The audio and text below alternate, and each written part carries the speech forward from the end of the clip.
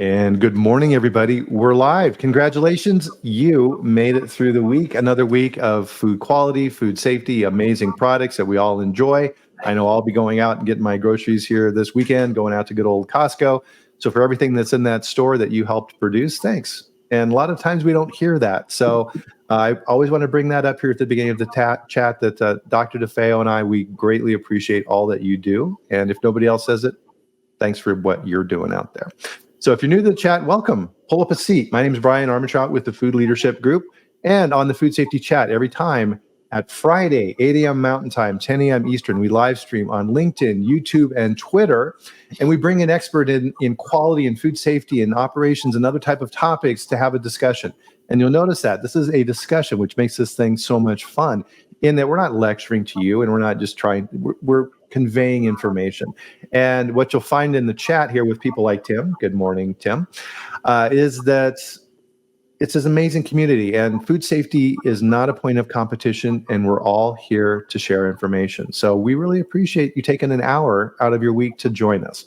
And I see people are starting to come in here. So we have Daryl, welcome. Nice to see you. And wow, it's great. So if you're not familiar, I'm always really excited when we have Joe on. He is the CEO and the head of the Juran Institute. And if you have spent more than 5 minutes working in quality assurance and process controls and these type of things, the name Juran is huge, right? And so they put together an amazing book. So essentially, I mean, it's kind of the quality Bible for the industry. And if you don't have a copy, you definitely need to get one. So with that, I guess, good morning, Joe. How you doing today? Morning, Brian. Good. And welcome, everyone. I see someone out there from Nashville. You know, I just wish I was in Nashville. It's a little cold up here in Connecticut. But thank you, and I look forward to our chat. Yeah, absolutely. Yeah, it's one of the things that we love to do here. And so, you know, with Tim saying he's in Nashville, we appreciate that. I'm in Colorado. And it is, let's see, what's the temperature here? It is a little above freezing. It's 35 degrees, so 2 degrees C or so for our people. Same temperature here. Yeah. But the big advantage out here versus you is our humidity is so much lower. So you don't get that it's cold damp feeling that you I just, get. I don't know if I'm getting too old, but everywhere I go, it's cold. Everywhere I go, it's cold. I got a sweatshirt on in the house here. What's funny is in Colorado, pretty much throughout the entire year, a lightish type jacket is all you need. You don't need a giant parka or things like this. And for the time we lived in Buffalo, oh yeah, you need all the gear. So it contrasts that to I got married since we were together last in July, and the 15 minutes that we had our service was 109 degrees in Napa. Wow. Nice. And I was in the shade and my wife was in the sun for that entire 15 minutes because I had some trees behind me. So it was pretty hot. That's just a huge difference here. So, well, congratulations. Thanks. And it's kind of one of those things where you're just hoping that she doesn't, faint during the ceremony from the heat, and then you end up in a viral video online. Tapping her with a napkin so she would, not die. Get through it. So one of the things, everybody, we love to do on the chat, good morning, Duncan and Austin, is join us for a sip of your favorite beverage. So cheers.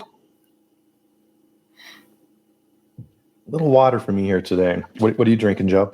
I got a second cup of coffee. The second one? I bought at the risk of Duncan giving me a little crap here, so bought an espresso last week, and so I've been dinking around and playing around with that. And those are pretty slick little machines. But their website and kind of their offerings goes too far, right? It's kind of like when you go to Cheesecake Factory and you have 900 pages that you can choose from, so you can't choose anything. With those guys, they've got, multitude of varieties of different machines, and then you got all different types of coffee pods and all this type of crap. It really kind of clouds your decision-making judgment. They would probably be better off limiting it. I have an espresso machine, and I've got 85 different types of espresso, and I only grew up on one espresso. Yeah, espresso was espresso. So for our chat here today, and this is going to be a fun one, guys. You're going to enjoy this. Is Joe put out a couple of articles on LinkedIn around is quality dead? And with that, you got quite a bit of feedback on that, some good, some bad, which is fine, right? You know you're over the target if you're getting flack. So I always kind of look at it as good if you're doing that. But really, that kind of jump started what we were talking about here today.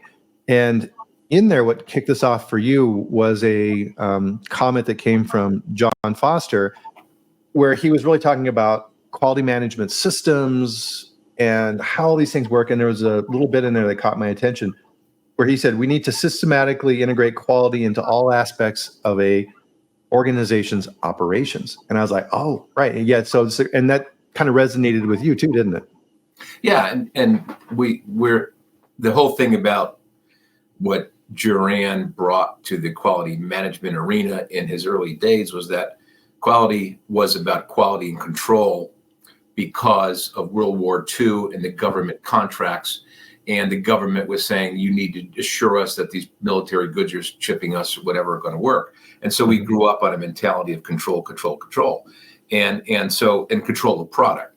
But then, the Jurans and the Demings came along and said, you got to think broader. So we always think about Big Q, which is enterprise system-wide quality management and management of quality rather than just a quality management system. And so, I know John's a big follower and writer, and it stuck with us because that was kind of the point of my facetious article about quality is dead, was that the acronym DEAD was not a negative at all. But I was trying to convey that it's so hard, even after my 35 years in this, so hard to get non-quality people to understand quality outside of production as an issue.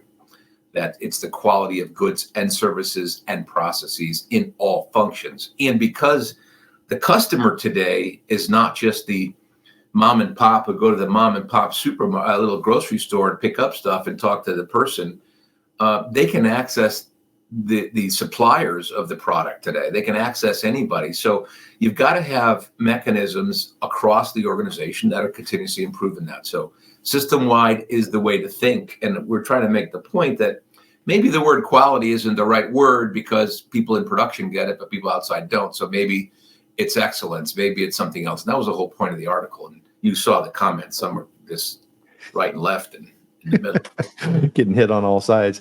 Yeah. So with that, an acronym. Yeah. So for DEAD, it stands for driving, right? A deliberate approach on what you're trying to do. Exceptional. And I like what you had written in here as well. Ordinary results are going to yield ordinary efforts, right? Ordinary efforts equal ordinary results. And yeah, if you don't put out the effort, you're not going to get the output that you need. In order to do that, you have to achieve, right? You have to have hard work and dedication associated with that.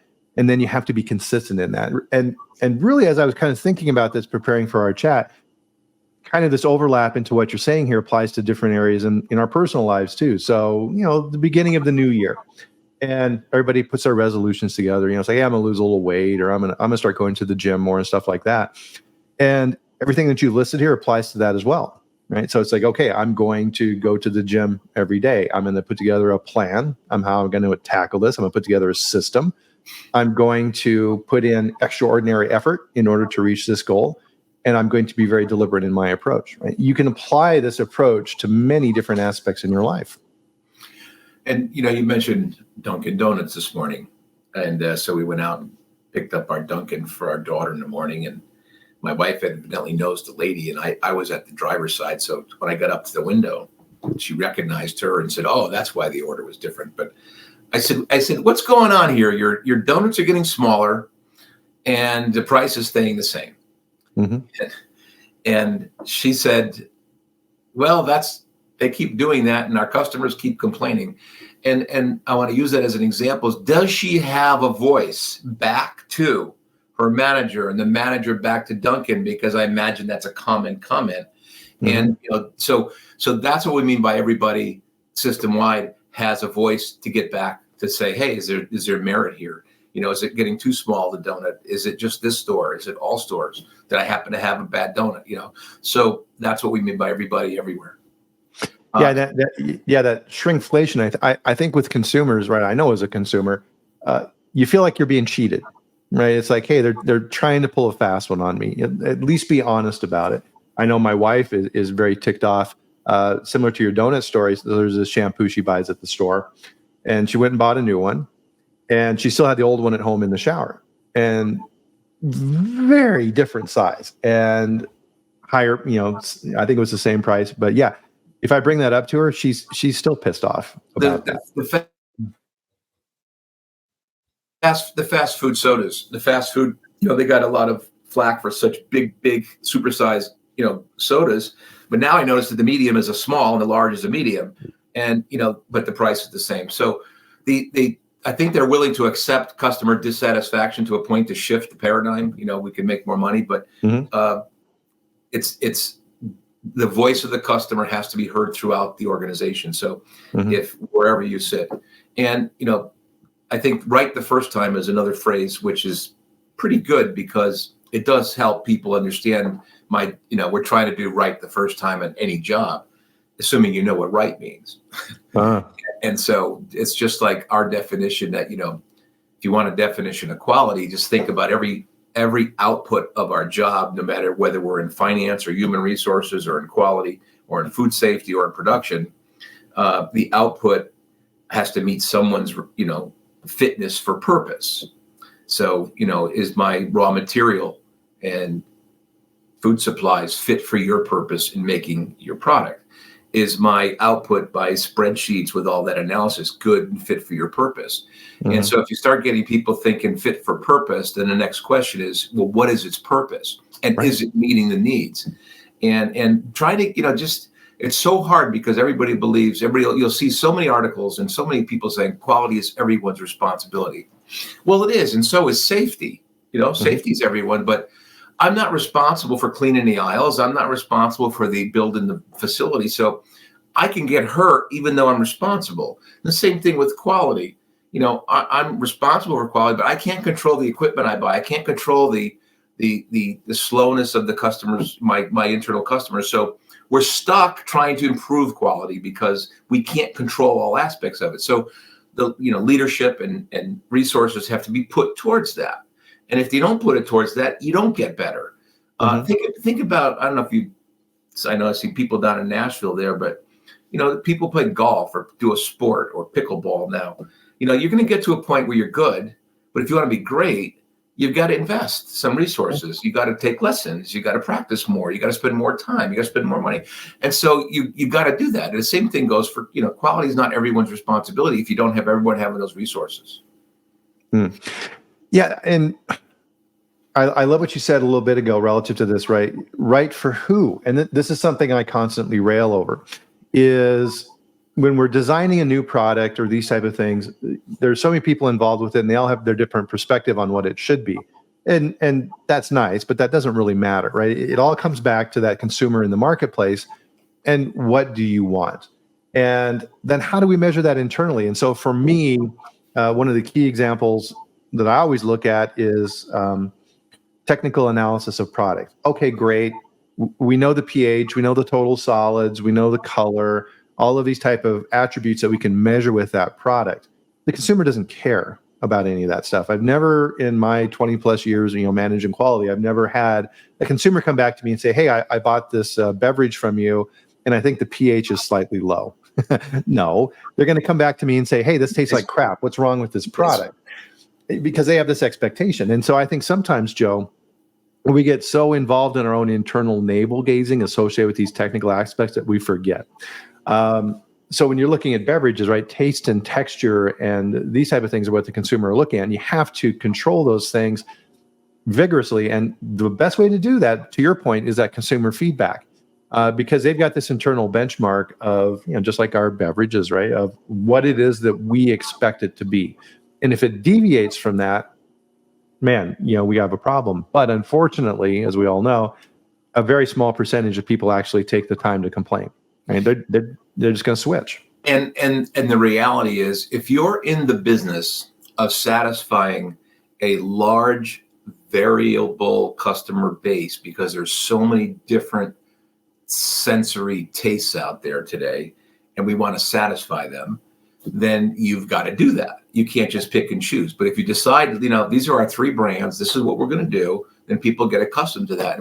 And I feel bad for, many not just in food and beverage, but many industries, they try to customize so much that they can't manage that supply chain well, and you can't get good at everything. And, growing up, I remember when Fanta soda came on the market. Coke was there, but I remember, a orange soda here on the East Coast came out of a machine, or Sprite was new, right? We only had 2 or 3 options. How many options we have now for a beverage today? So as a consumer, you're bouncing around, or you're finding one you like, and you're hoping it even stays the same long enough, till you get accustomed to it. But trying to satisfy, so the fitness for purpose used to be fitness for use. Who's the user? The user is so broad, and these companies have to manage that or decide they don't want those customers. And so we see proliferation of supply chain after supply chain of these products. And that makes it harder and harder to manage the quality of it, and also to keep the cost down, because now your volumes are down across various types of product. Yeah, absolutely. There was a previous company that I worked for, and we did a survey of our supply chain. So this was a large dairy conglomerate, and they would buy mom and pop dairies and integrate them into the system, and essentially they would just leave it alone and say, okay, start sending us the money now. We went and did a survey of all the raw materials that we were purchasing within the company, and we had over 6,000 SKUs of different materials that were purchased for production. In that, and the head of R&D, her brain just about popped out of her head when we told her this. There was 24 different varieties of strawberry flavor for yogurt. How do you manage that? With only 10 varieties of strawberries. Yeah, just the army of people that you would need to manage that and make sure the suppliers are complying and everything else. Impossible task. And so luckily, I'll contrast. We were talking about fast food. I had my first cherry pie from McDonald's in years. It was still really hot, and it tasted the same. and I thought about it. I think I've only seen apple and cherry pies at McDonald's, right? They didn't go into 85 brands. So if you stick to something long enough, people are going to keep coming back for it. And I think that's the thing with the yogurts. I mean, geez, my God, go through the aisle. So unfortunately, and then here's the other thing. When you have such a diverse customer base and diverse product base, it's very hard to have non-production people understand who the customer is. Yeah. Because if I'm working in accounting or in finance or in HR outside of the realm of production or marketing, where they might have good knowledge of who the customer is, I'm going to think the customer is like me, because I go into the store and I buy this stuff. And so I think like me, when in fact, I'm not a good sample of what your customer base is. And so they don't have a really good appreciation. So when you think about system-wide quality and company-wide quality management and company-wide quality thinking, the best thing the leadership can do is constantly communicate who the customer is and what they really want, because that allows us to connect our job to that. The production people get that through a recipe. That's the recipe. And the supply chain people get it through the delivery dates. And, the marketing people get it instead of saying, we got to go train everybody on all these great tools, the best thing they can do is communicate who the customers are, what they want, what they like, what they don't like, and let that transfer through the system. And it's a simpler thing to do than teaching them, how to do all the quality management tools, right? How to fix things after the fact. Yeah, and they don't even necessarily need to do that. I mean, so for example, and it kind of brings up the main point of our discussion here is, what does quality mean to these different groups in the organization? So if I'm working in procurement, quality to me means exactly what you just said, right? So the shipments are arriving on time to the plant. There's no damage. It's within specification. I'm doing my job. And if you're a buyer, it's try to get the lowest price for the best possible goodness. Yeah. And unless, they know that, so they're going to always look for price for the best option. But that's what their customer wants, which is the business, right? So everybody's got to look at who's their real customer and how do they satisfy them. Right, linking that back. There's a comment over here that there was a couple of 1,000 strawberry flavorings in the books. That's thanks, Duncan. Duncan, we were talking about you own the donut company. Come on, Duncan, get those donuts bigger. Yeah. What are you doing? Jeez. That's the other thing too. Just flavors. If you're like an international flavor company, just think the amount of flavors you have. There's not that many. I don't think there's that many spices in the world. We get great flavors. Then we see the opposite happen. We need to simplify our supply chain. We need to simplify our portfolio. We want to cut back our SKUs, and now we're deciding that we're going to get rid of some customers because that's what you do. And outside of supply chain, nobody, production can't say, my God, we have to turn over another line now. We're going to shut down for 3 days while we turn over the peanut butter line and go to, the almond butter line. And there's so many turnovers. So the effect of all that is operationally a nightmare. Yeah, and that's the constant, right? You got this tension between, the marketing group and the operational group. The plant manager wants to make the same product all day long. That's efficient. He doesn't have to have line changeovers, or he's going to have less mistakes. Great, life is good. I can make this product efficiently and at a good price. That's not the goal of marketing, right? Marketing, as you pointed out, they want differentiation. They want different product varieties. They want different branding information they can put on, single source vanilla from Madagascar or whatever. And, hey, let's launch an organic product. Okay, well, shit, now we have to run organic product at the beginning of the run and then do a changeover. Hey, let's start adding some products. Let's do a almond milk product. Oh, great. Now we're introducing a new allergen into the plant. And one of the things when I work with the marketing teams, when they're coming up with all these different things, is what you guys need to understand is for everything that you put in from a new complexity standpoint, that's not additive. That's a multiplicative change. You're increasing the complexity by factors of 10 every time you do that because it impacts everything else. So you may not see that, but you're really putting the products at risk and making our chances of producing it correctly go down that much more. So I'm going to jump to a point you and I were talking about. So when you think that quality is everyone's responsibility and we have all this complexity, do we need a quality department? Yeah. And there's a camp out there that says, well, if you get quality right the first time, you don't need that. And we'll give you this example. Yes, you need a quality department, same way you need a safety department, same way you need an accounting department, because there is a role to play of oversight. There is a role to play to make sure we manage that complexity objectively. And it may not have to be a big department, but there's a task there that has to be done. And people believe, and I don't want to use a big name like that, but many organizations, even the quality experts who didn't really learn quality, says they appease the leadership by saying, yeah, we can cut back. So I do one of two things. I say, okay, send all your quality department home for a week. Just send them home and see what happens. And what will happen is everything will degrade because the things they were doing help maintain production quality or some other fashion of quality.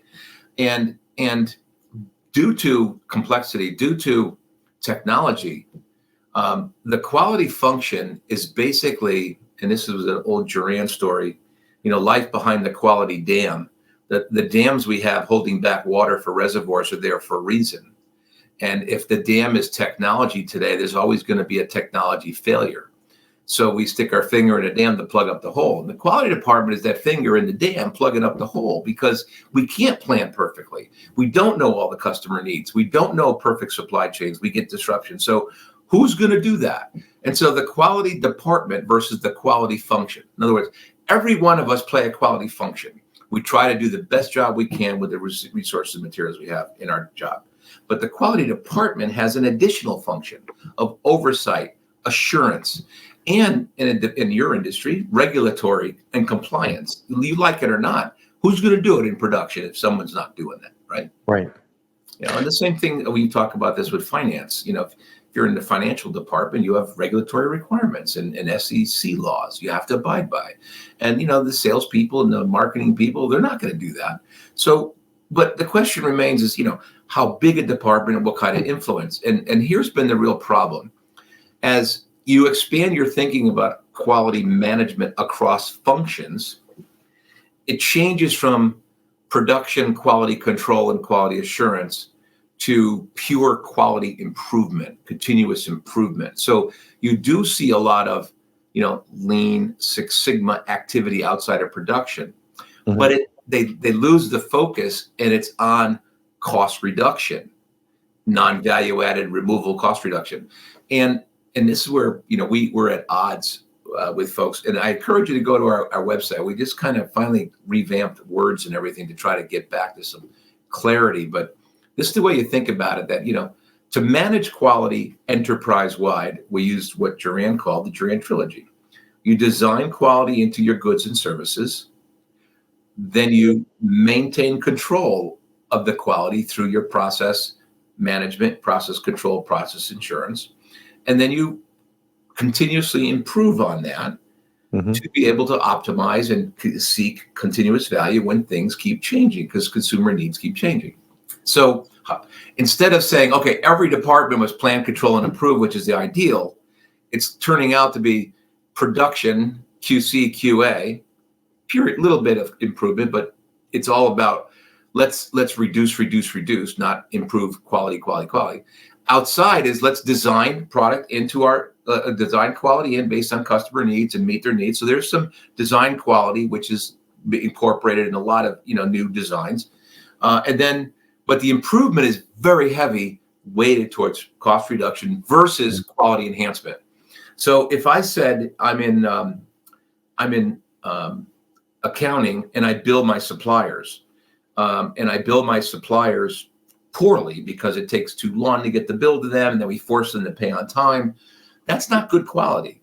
From the supplier's eyes, it's not good quality. So if I want to improve quality, I would understand what that supplier needs, what our business needs, and we make a process to meet that.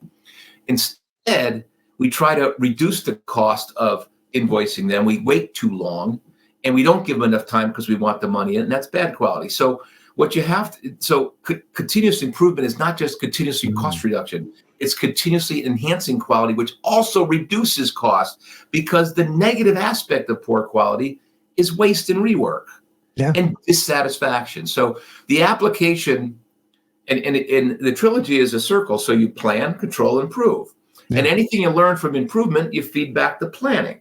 So if I'm in that supplier paying thing, I could next year, let's plan to have a better service than we did this year, right? Let's, plan, that's the key. Plan it back in instead of just doing improvement for cost reduction. So you got enterprise, system-wide planning, control, and improvement. I love where you're going with that. So I had a CEO at a previous company that I worked for, and he had a great saying in the organization. It was nice and simple, easy to remember. It was like, be easy to do business with. And he applied that to all the different departments in the company. So to your point, Joe, okay, we have suppliers and they're our partners. If we're constantly trying to screw them over on price and we're not paying them on time and we make them jump through all these different hoops to work with us, that bad taste is going to stay there. And they may not be able to do anything currently, but at some point in the future, that's going to come back and bite us. And put together processes and systems that make it easy to do business with us and a pleasure to do business with us. And that's a choice. You see, that's a choice. Yeah. That's a choice an organization makes. And this is the problem with quality, is everyone's responsibility, and quality is important because we talk about the house of quality, which is the infrastructure you need in an organization to think enterprise wide. But the base of that, the foundation, is a decision that we want a strategy based on quality, right, versus a strategy based on profitability without quality, meaning we'll do okay, but not based on it. Without that fundamental choice, everything else is relative. So so organizations that say, I want to have a better culture, I want to have an improvement culture, I want to have an excellence culture, I want to have a quality culture, and they're over here and they don't have that, the first thing they got to do is leadership has to make a choice. We want to do that because you don't have to do that to make money. But you do have to do that to make a lot of money over a lot of time. And the good in the organizations that grasp that, Amazon doesn't get enough credit for how they deliver customer service, but it's not just about products showing up on time. They have a lot of great ability to like, for instance, one of the biggest complaints that people used to have when buying anything online was the ability to return it. right? And how many things are accumulating in your house waiting to be returned? And they tackled that because they knew that was an issue that they couldn't just grow exponentially by making overnight shipments. People don't like some things, they got to send it back. Where you walk to a store, you hand it in. So they made it easy to access that. They also made it easy to leave your house with a label to access that. And we don't think about that. And Amazon doesn't get enough credit for some of the customer service stuff they do, but they're what, the biggest retail, I think, in the United States now, I imagine. I would imagine so too. And their quality management system plans, controls, and continuously improves, because I read a study about them. And your point about suppliers and customers. Years ago, I was at IBM, and if people remember who IBM was, we looked up to IBM like you look up to Apple and Big Blue today. But I had this exercise of leadership on two sides of the paper. One side said, I'm a customer. What do you demand of your suppliers? And on the other side said, I'm a supplier. What do you demand of your customers? And they got the point when they were done answering the questions, the exact same thing. And then so they said, okay, so we got to treat our suppliers like customers, and our customers should get the same. And so that's, when you think about quality, you have to treat your suppliers as a customer, because they supply you with information and material that help your business, and you have to supply them with information. And so the supply chain isn't just about us versus them, it's us together. And so someone had a comment here about, I think it was about quality management, quality assurance, and business functions, and we're still describing it in quality terms. The Japanese weren't good at just building cars. Matter of fact, they were not very good at building cars, but they got good at building cars. And they didn't fight the word quality. They didn't add the word excellence. They didn't even add the words Lean Six Sigma. Those weren't their words. And if you go there today, they will talk about quality. They don't fight it. They don't try to change it. Why? Because that's what the customer talks about. When you talk to your customers, they never use the word excellence. They never use the word meet my requirements. They never say meet my needs. They just say quality. So everybody's so hung up on, that's why my article was about, is quality dead? And the answer is no, because the customer still uses it all the time. Look at Boeing right now. What is Boeing getting beat up for? Quality. But we don't know what's wrong. We don't know why it's wrong. But we know that the customer, the Alaska Airlines, and then other airline companies, and the people on those planes said the quality was bad. They didn't say they had no excellence. They didn't say they had bad systems. They said quality. So as long as we have consumers using the word quality, that's what we need to use. But internally, I find so many organizations now people don't want to use the word Six Sigma, and rightly so. It's kind of a funky word, doesn't mean much. But the point of Six Sigma was a measure of quality at a very high level of perfection. And so for a while I was like, oh, let's use Six Sigma. Now that I don't want to use Six Sigma. This new community doesn't really like it, but we tend to fight these words, instead of sticking to them. That's why the Japanese, although their economy goes up and down, that's more of their government, but their products still do really well in the areas they're really good at, and they just don't change the definition. Yeah. And I think part of this, and this is something that I always link to with my quality teams, is I think part of what we're doing in quality, and especially on the food safety side of things, is we're performing a moral function within a company. And how many other departments are doing that? We're really one of those groups that are looking at these type of attributes and saying, to your point, Joe, is what we're doing right? And what does right mean? How do we know it's right? Are we protecting the health of our consumers? Are we making sure that we're not going to make them sick? And what are the things that are coming up out there that we need to be aware of, that we need to counteract before it even happens? And other departments aren't looking at things that way. So if we can help them, to your point, with the suppliers and everything else, understand that they also have a moral duty associated with their role, right? We're all people, and we all understand what's good and bad relative to these type of things. And incorporating that in versus, I'm just doing my job, and this is what my job description does, and this is how I get my raise. You're stuck, right? You can't get to that quality point where you're looking at these things. And all of these departments and companies have an impact on this. To your point, finance, procurement, operations, legal. Oh my goodness, legal, right?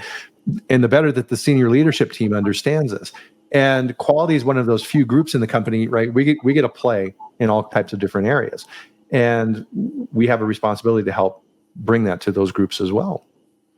You got some really good comments, really smart people out there. I do. Some of the comments that just feed off of what we're talking about here. The problem is, and this is, I don't know how many of them are in leadership, but the people that tend to sit through these things are the gatekeepers, meaning they listen and they go back and they try to affect everyone else. And the advice I give you all is you've got to be a voice of quality. Just like you got to be a voice of integrity, you got to be a voice for safety within your organization. And what happens is that if that voice is too strong and too out of sync with what leadership wants, they shut up.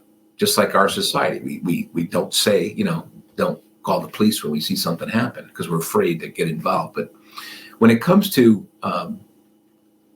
being the voice of quality, if you talk, this is what our customers want, this is what our customers expect, this is what my requirements say we have to do, then why aren't you letting me do that? But if you stop talking and being the voice, then you're going to lose leadership looking for, because here's one thing I learned. The top leader is always the one, he or she wants the best quality. They really do. But they usually leave it up to the next tier to make a decision. And that next tier is usually at odds with that top dog. So I know for a fact, and we gave a Juran medal to a past CEO of Boeing because of the goodness what they were doing. And I do believe that the CEOs know what they're doing. But the question then is, what happens? Why? And I don't want to estimate, but more than likely, there's a conflict between either there was we think about people you talk about people make errors, people make mistakes. So there's inadvertent errors, there's willful errors, and there are technique errors, meaning if those bolts were left off because someone had a bad day, they were technique wise, they didn't do a good job, well, there should be a check and balance for that. If it was a inadvertent error, there should be systems in place to prevent us from making too many bad inadvertent errors. And if it was a willful error, you would think fire that person. But no, willful errors typically happen because someone's pressured to do something faster, cheaper, so that we can get it out. And so many times that when you investigate these problems, you're going to talk to the people and say, they're pushing so hard to meet the shipment dates or pushing so hard to get this out that I didn't think it was, the pain for shipping it was greater. It was less than the pain for not shipping it. And so even willful errors. So you have to look and say, okay, those leaderships are at odds with each other because we have to ship, we have to put regulatory, we have to get that customer happy. And so there's a lot of conflict, and it takes a lot of real guts to say, no, let's make sure we got it right. So if that quality department is shrinking and there's less eyes, well, the risk is now high. And risk management is in vogue, but is risk management, where was it at Boeing if that guy, so something was wrong, obviously something was wrong, or something very unique happened, but I'm going to guess just more of the same. But if we don't be a voice internally, if you don't stand up, then no one's going to be speaking about quality. And guys like us have been doing this for 35, 40 years, and Juran did it for 80. And the last point I want to say is that unless CEOs are on this list, the people that are on here don't have much effect other than being a voice. Right.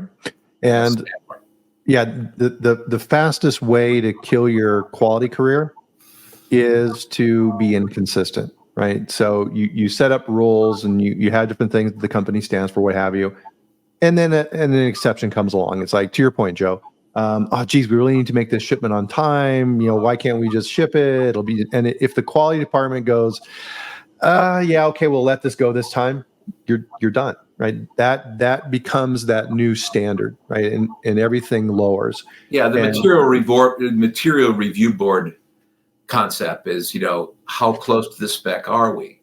And here's what happens is that we look at this batch, this product palette, and says, okay, it's on the edge. It's okay.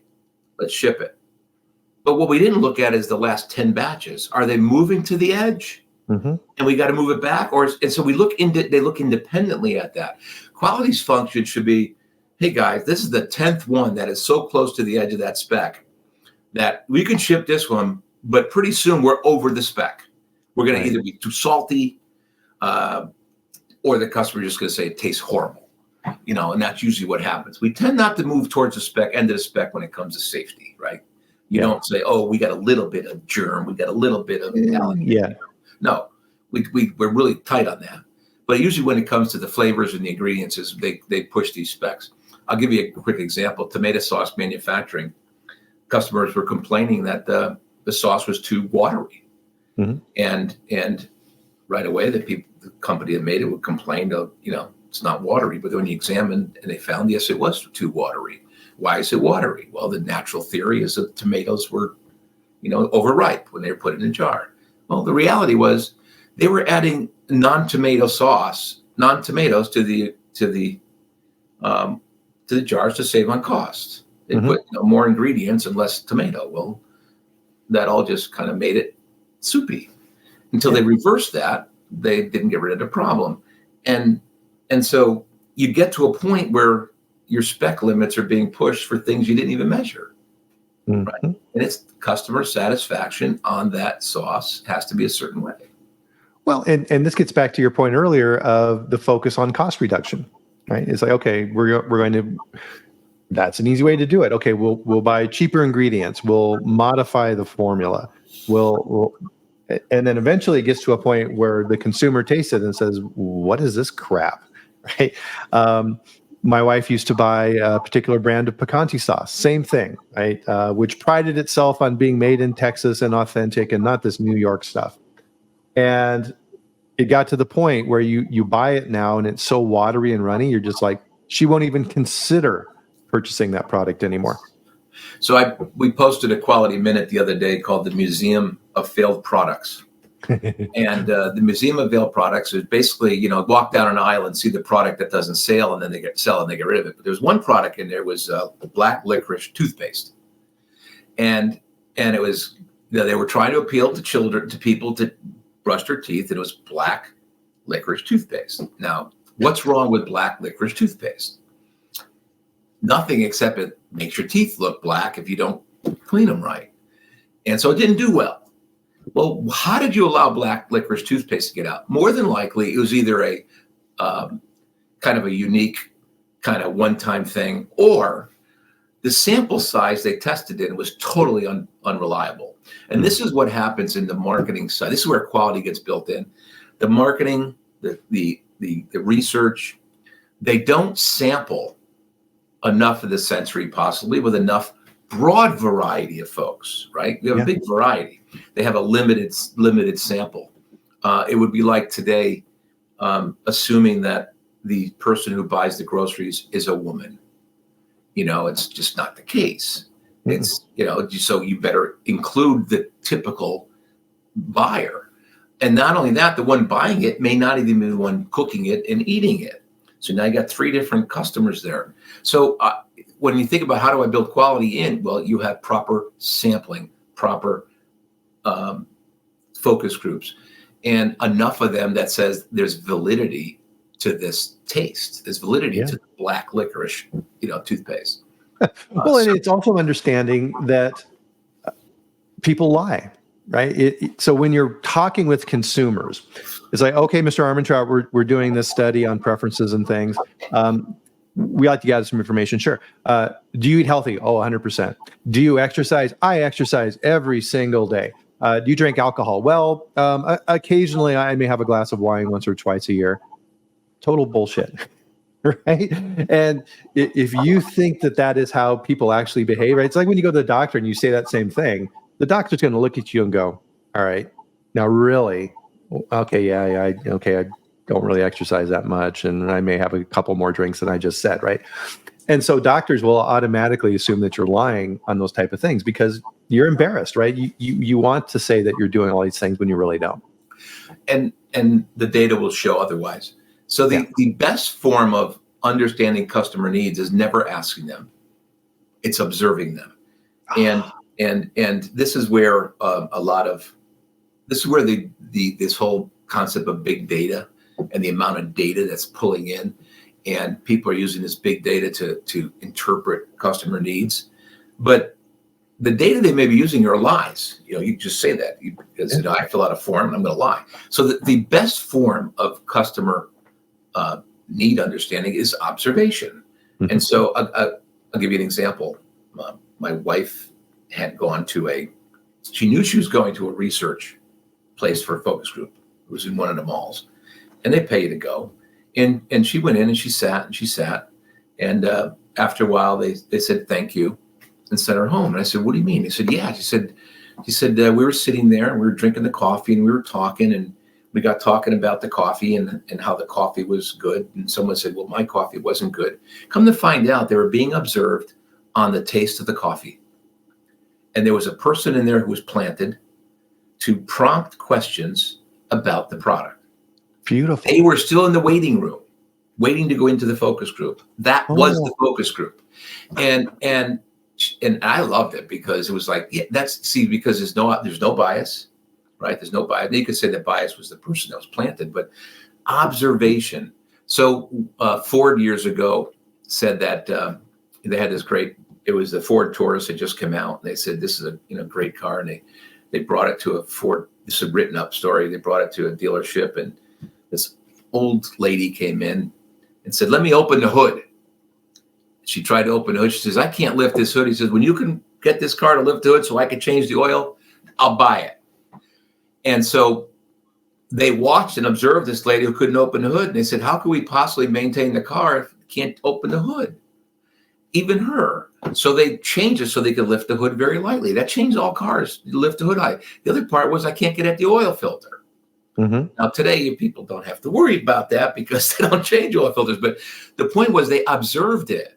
They let them go in and touch the car, play with the car. It's the only way you can get a true need of the customer because they're unbiased. Mm-hmm. Supermarkets, I know there's a lot of companies where people touch, they monitor where they touch and don't grab. Well, they interpret that as a choice the customer has. In some cases it is, but sometimes I'm trying to look for the box behind it, it's in the back there. So observation of consumer behavior is still going to be the best way, but it's costly, and you got to spend the time. So we shortchange that. Yeah, one of the best tools I had in the past is we had a quality questionnaire that we inserted in our cheese product. And so it was a brie, right? So you have these little boxes that you would put this in. And the questionnaire was brilliantly designed by the head of quality in France. And he came and flew over and worked with me and spent a week explaining this survey and how it was developed and how the questions were written. And the only things on this survey, Joe, were quality questions.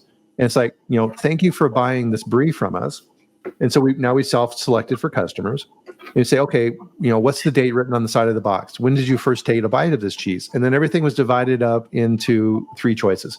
Do you find the rind of the brie too white, just right, or too brown? And so we would go through that. And then at the end, we had verbatims where people could comment.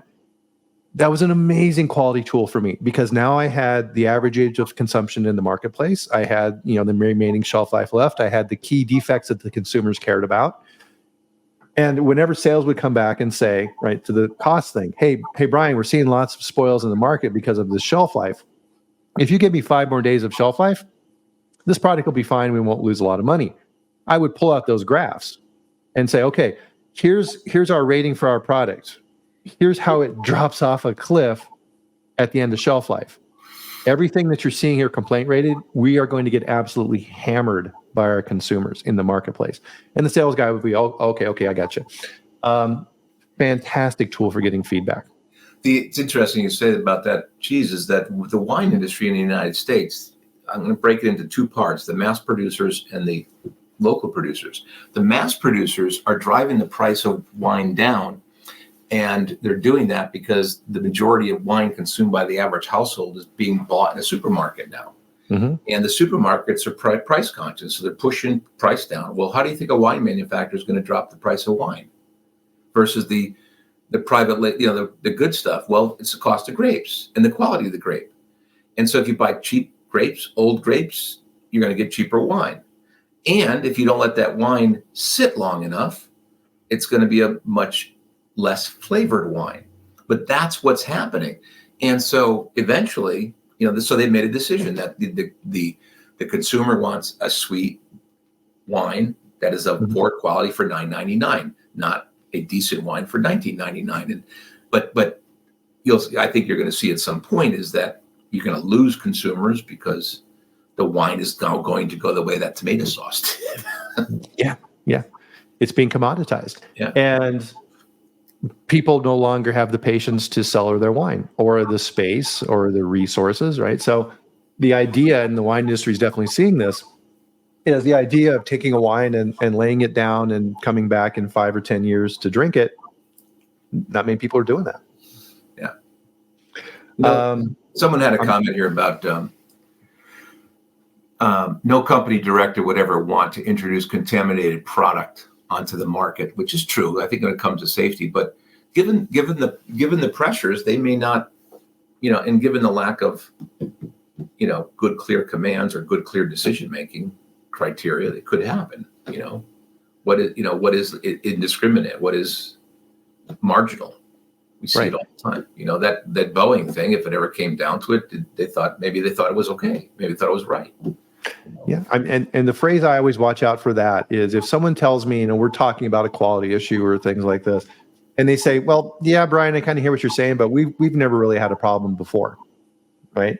It's like, that's a massive assumption. What makes you think in the future that this trend isn't going to continue? Your point back to those 10 consecutive lots that are pushing the spec. Just because it hasn't happened doesn't mean it won't happen. And people have a hard time with that concept. Yeah. And then, the other thing too is the food industry doesn't sell their product outside the factory doors. They sell it through distributors, supermarkets, and grocery stores. And you're at the mercy of them too, to give feedback and pull product when it's not good and not questionable. But sometimes the supermarket can really hurt you. So I don't know if you've followed the story recently about Stu Leonard's here in Connecticut. Stu Leonard's is a very famous, unique supermarket. It's on the East Coast now. It was based in Norwalk, Connecticut, and it had a unique flow. It was a singular flow. It had fun things for parents. It just classic, great thing. And instead of selling the average 10,000 products, they sold 1,500. They had their own milk making and everything. Very famous. Well, and they have their own brand and they make great product. Well, a person had died around Thanksgiving from a peanut allergy in a product that had no labeling of peanuts on it. And immediately the response was, we bought this from a third party. They didn't notify us. And then the supplier came in and said, we notified them that this was made in a factory with peanuts, and the Stu Leonard's label went on it without that. So here you have a food manufacturer possibly, I don't know for sure, just reading what this is just public in the paper, that did the right thing, notifying them that there was peanuts in it. Somehow that got missed on the label, which was repackaged, sold, someone died. And although those are rare, they're not as rare as people would think. Yeah. But who's going to get blamed? The food manufacturer. Right. And so who's going to get blamed for Boeing? The supplier. The supplier did. And they already talked about the supplier being, I think a Asian company of some sort being blamed for that. And it's like, see, this is the other thing. If you blame your supplier because a cockpit doesn't work, or if you blame your supplier because the door doesn't work, or if you blame your supplier because they were supposed to let us know, that's not helping the problem, because you are the face of the product. Stu Leonard's is the face. Their name was on the product. Doesn't matter. Yeah. eventually the suppliers don't want to do work with you. Yeah, and then you're hard to deal with. So they could have been made, an error could have been made, but the first thing was supplier, supplier, supplier. That's just deflection, deflection, deflection. Yeah, absolutely. It's not. Yeah, it's the Boeing 737 Max. Here's one too. That's it. This is what I tell everybody on the line here. If anybody questions why you demand good quality, why you're asking for better quality, ask them, and I'll put it in Boeing term. Hey, Boeing, apply the stringent standards for quality that you require everybody under you to do. The suppliers out there are constantly, see the defense and aerospace constantly dealing with Boeing-like requirements for over analysis, over these things, and not applying it to themselves, obviously. So can we apply to us what we're asking everyone else to do? Yeah, exactly. Usually we're pretty tough on everybody else, not tough on ourselves.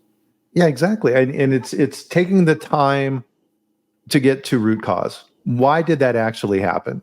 The example from the food industry we were talking about is metal detectors, right? If your metal detector is tripping, there's a reason metal is being produced. Why? Why is that? The answer is not to just inspect out the product that's got the defect. Why is the defect happening in the first place? And getting to root cause is hard, right? It's a lot of work to try and figure that out. And there's a lot of moving parts in a food factory, Yeah. And the other thing too, this is a really good example.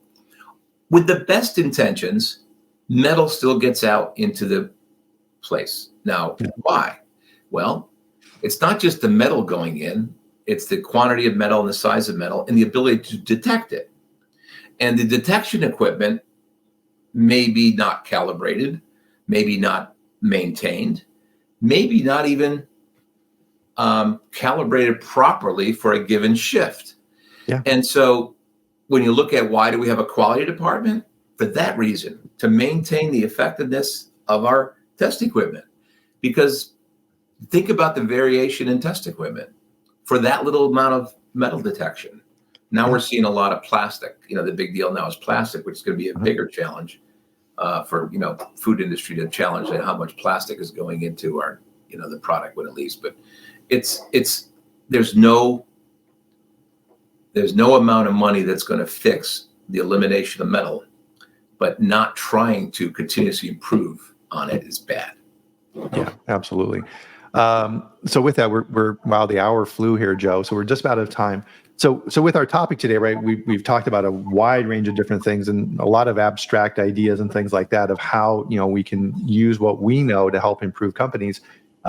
Any good closing thoughts or ideas for people that you'd like to leave them with today? Well, looking at, I like the ones that are here and then the ones that might be coming in. Leadership has a lot of choices and they're hearing from a lot of people about what to do regarding quality and quality management. There's going to be the quality system people in their ears saying we need to do ISO 9000, QS 9000, AS 9000. We need to do that standardization system stuff. And that's an ear. Then another ear says, we got to just do continuous improvement using Lean and Six Sigma. Matter of fact, let's do more Lean and Six Sigma.